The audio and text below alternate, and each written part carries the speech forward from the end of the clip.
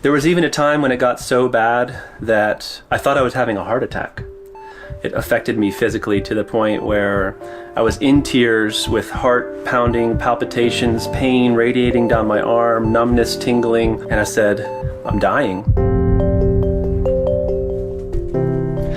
So Lindsay, did you know when we got married that I had or would develop an anxiety issue? I did know that. Yes, I was aware of it, and I was willing and prepared to bear that with you.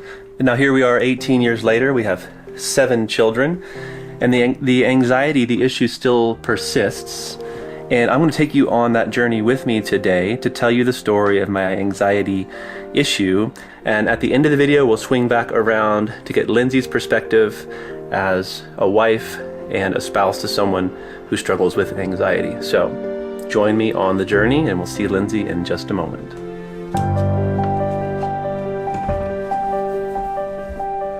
So it all starts right here.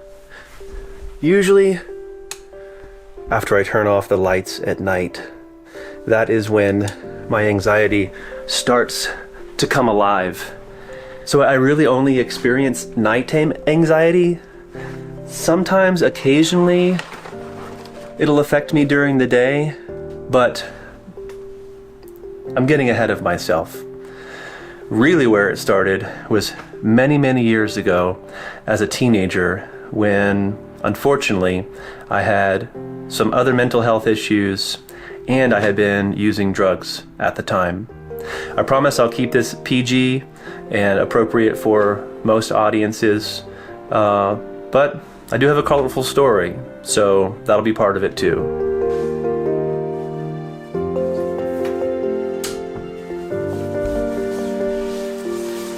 So join me outside for a moment. We'll rewind a few years and then we'll get you caught up to the present day.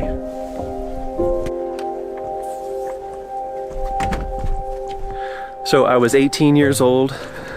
I had dropped out of high school, basically run away from home. I was living with friends and eventually ended up moving into a van similar to this one.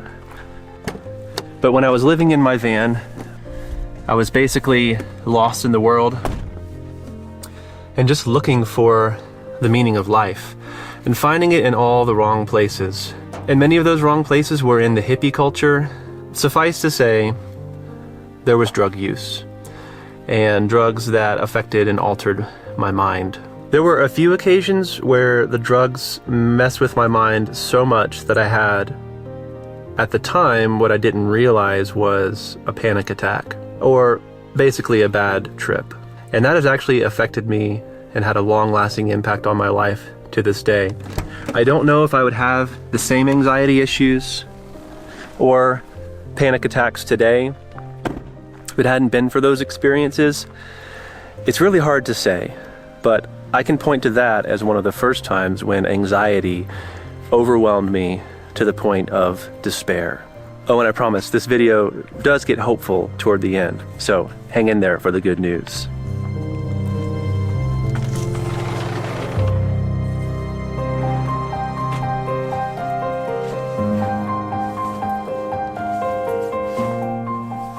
The blessing is that the Lord can use those bad decisions and the consequences of those decisions to bring us closer to Him.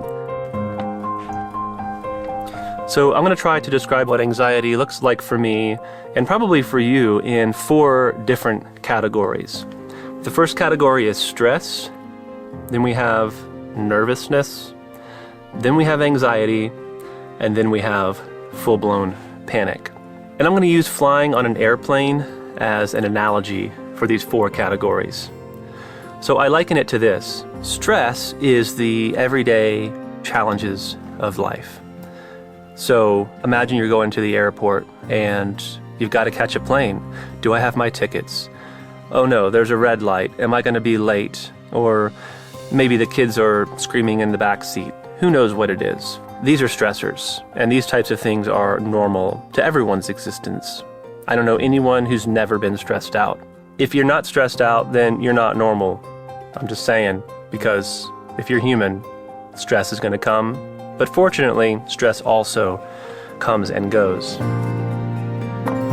Which leads me to the second category.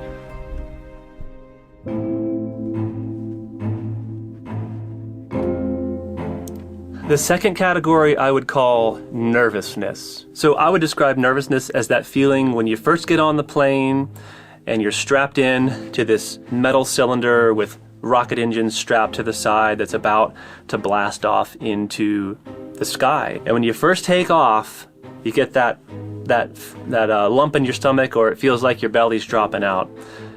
That is nervousness. You might even feel the same way if you stood at the edge of the Grand Canyon and looked over, or any other number of kind of extraordinary human experiences. And again, nervousness also is okay, and it comes and goes, and it's largely circumstantial. Which leads me to the third category. And the third category is where we get into what I would call pure anxiety.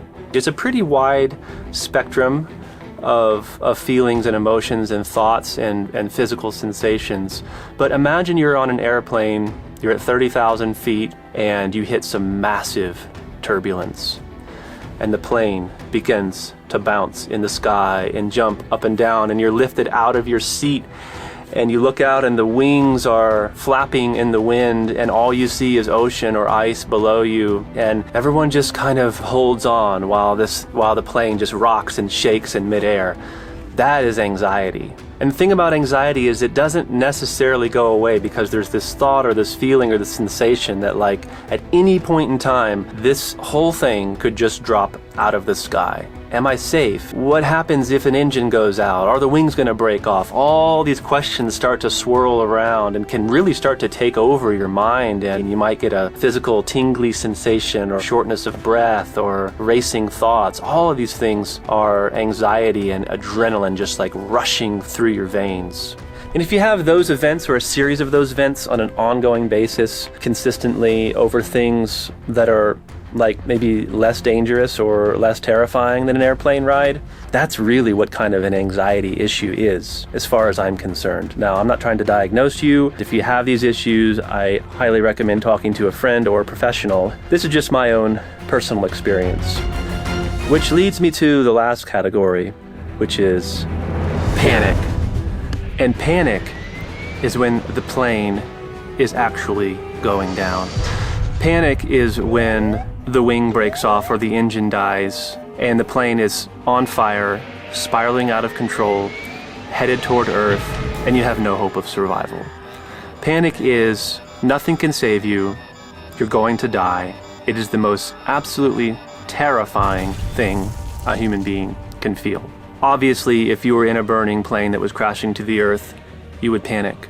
But for me, a panic disorder or this ongoing panic attack issue that I have experienced in the past comes down to the times when I'm laying in my bed in the middle of the night, and this wave of anxiety over maybe nothing at all sweeps across me and sends me into an out-of-control downward spiral without any warning whatsoever.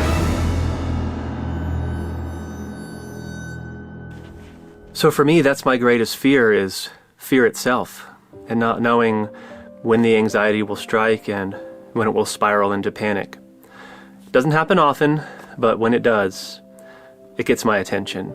Sometimes there are times when I can pinpoint exactly where my stress blossomed into panic, and I'm thankful for when I can pinpoint those things because I can make changes. But quite honestly, the greatest struggle that I have with anxiety in general is it's more the existential stuff, the questions about God and life and purpose and meaning and value.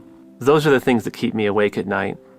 And those are the things that I really have to process a lot to figure out, okay, where is this coming from and what can I learn from it? And that's the silver lining and the blessing in all of this, is that I can learn and I can grow and I don't have to be stuck. In fact, I've begun to see anxiety as a bit of a friend and a tool in my life to help me to continue and grow into the man that God has created me to be, even if that includes anxiety at times. So I'm going to swing back into the house and get Lindsay's perspective on what she has experienced and walked through with me in this journey of anxiety over the years.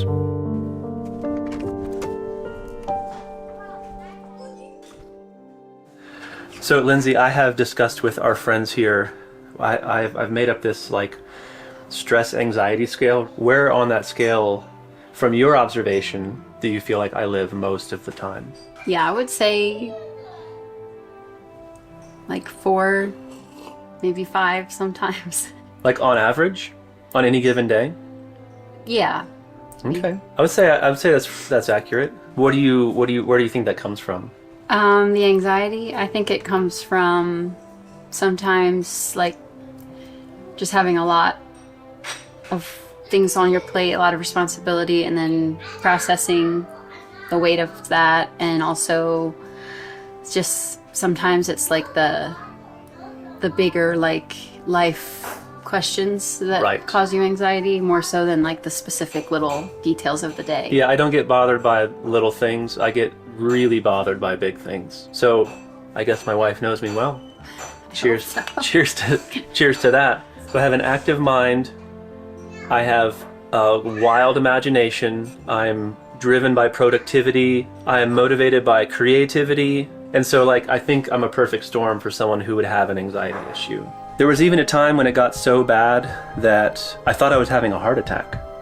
It affected me physically to the point where I was in tears with heart pounding, palpitations, pain radiating down my arm, numbness, tingling, all the classic heart attack symptoms. And I said, I'm dying. And so I went to the hospital, I went to the ER, and after doing some tests and whatnot, it turns out that my heart was perfectly fine and that I was just having an overwhelmingly strong anxiety or panic attack. And that was one moment when I really knew that I needed to take a look inside and figure out what was it that caused that and what can I do to overcome it. So here we are back in the room where we started. So what is the work that you see this anxiety doing in me? That got crazy here.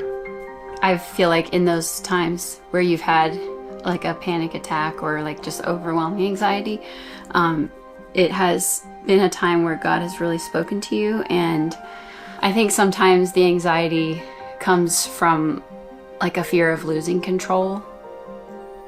And so it's like God has worked in your life in those times to show you that like He is Lord and He wants to reign and rule in your life. Yeah. I wouldn't say that the Lord like gives me anxiety to teach me those things, because no good father would punish their children in that way. But He does use those opportunities to teach us things. And I'm thankful for that. I'm thankful for the sleepless nights because I've learned how to pray. I've learned how to turn my attention to Him, or even to pray for other people who I know are dealing with struggles and trials in their lives.